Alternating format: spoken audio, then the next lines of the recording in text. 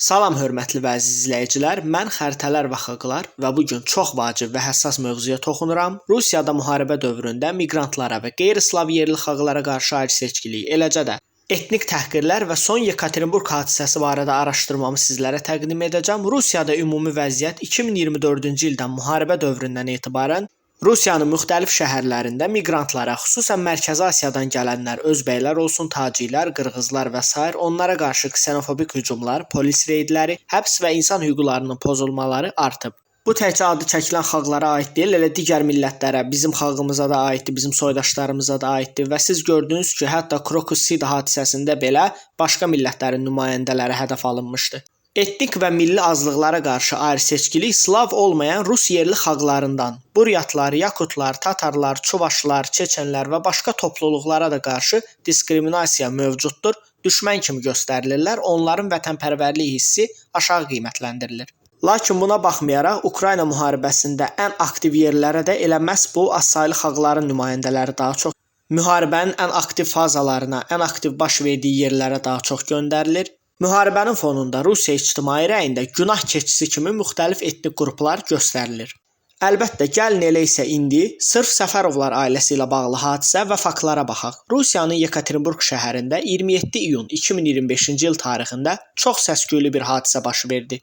Federal Təhlükəsizlik Xidməti tərəfindən Azərbaycanlı Səfərovlar ailəsinin yaşadığı evə xüsusi əməliyyat keçirildi. Gecə vaxtı olub, ailənin xəbəri belə olmayıb nə baş verir.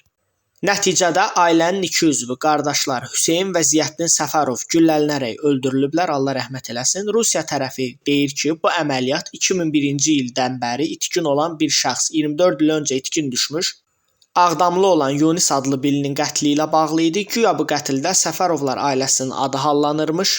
Lakin buna baxmayaraq ortada nə məhkəmə qərarı, nə sübut, nə də hər hansısa rəsmi xəbərdarlıq olmadan birbaşa reyd və güllələnmə olub.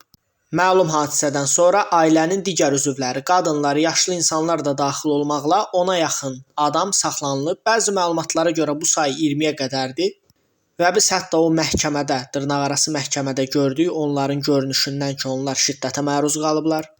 Və buradan da məlum olur ki, əməliyyat çox sərt və qəddarlıqla keçirilib. Jurnalistlər və hüquq müdafiəçiləri bu yanaşmanı səbəbsiz güc və etnik profilaktika kimi də qiymətləndirirlər.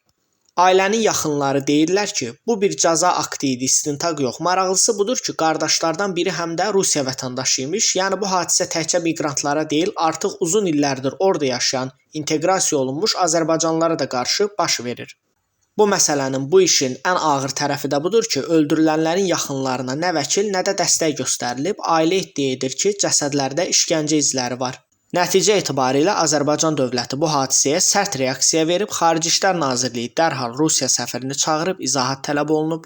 Bu günlərdə baş verəcək Azərbaycanda və Rusiyada siyasət, mədəniyyət tədbirləri, konsertlər ləğv olunub, bəzi müğənnilərin artıq gəlməyəcəyi deyilib. Mədəniyyət tədbirlərinin kəsilməsi yalnız rəsmi siyasi qarşıdurmanın deyil, həm də ictimai səviyyədə bu məsələyə qarşı düşüncənin mənfi olmasının bir təzahürüdür. Hazırda gedişatda isə vəziyyət tam aydın deyil. Rusiya tərəfi istintaqın getdiyini deyir, amma ictimaiyyətə açıqlanan real sübutları yoxdur. Qısacası bu hadisə təkcə bir ailənin faciəsi deyil, artıq iki ölkə arasında siyasi və ictimai rezonansa çevrilib.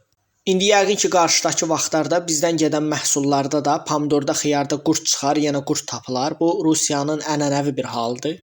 Yadımıza salaq ki, ölkəmizin Rusiya ilə son gərginliyi keçən ilin sonunda baş vermiş məlum təyyarə qəzası idi və bu işin sonu necə bitəcək hələ bilinmir, amma fakt budur ki, bir ailənin başına gələn bu faciə Rusiya daxilində etnik və hüquqi problemlərin nə qədər dərin olduğunu bizə göstərdi. Əlbəttə ki, Azərbaycan tərəfdən Azərbaycan rəsmi qurumlarının addımları sərt oldu. Azərbaycan Xarici İşlər Nazirliyi hadisəni Azərbaycanlılara qarşı qəbul edilməz zorakılıq kimi səciyyələndirib. Və bizim Telegram kanallardan da gördüyümüz, eşitdiyimiz yeni məlumatlara, videolara əsasən deyə bilərik ki, Rusiyadakı bazarlarda, küçələrdə soydaşlarımıza qarşı diskriminasiya baş alır. Mən isə belə başa düşürəm ki, Rusiya rəhbərliyi müharibə fonunda artıq başını itirib bilmirlər neynəsinlər, çox qəribə hərəkətlər eləyirlər və sanki bu dünyanı vecə almırlar, heç kəsi qonşularına, nə bilim, yaxın qonşu, uzaq qonşu, dünya, hamıya qarşı bir nifrət qusurlar. Müharibə fonunda Rusiyanın ağılsız addımları, Rusiyanın Ukraynaya hücumu və iqtisadi təcrid miqrant və qeyri-slav xalqlara yönəlik daxili nifrəti də gücləndirib. Rusiya ruslar üçündür şüarı gündən-günə artır.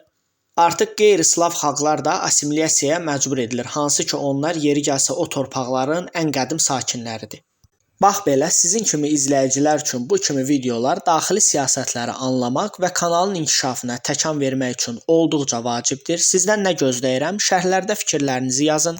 Növbəti videolarımda sizin təkliflərinizlə daha da dərin məsələlərə toxuna bilərik. Videonu bəyənin, abunə olun, paylaşın kanalımı. İnsan haqları, mədəniyyət, diplomatiya, etnik bərabərlik kimi vacib mövzularda birlikdə diqqətimizi yönəldək və yeni məlumatlar öyrənək.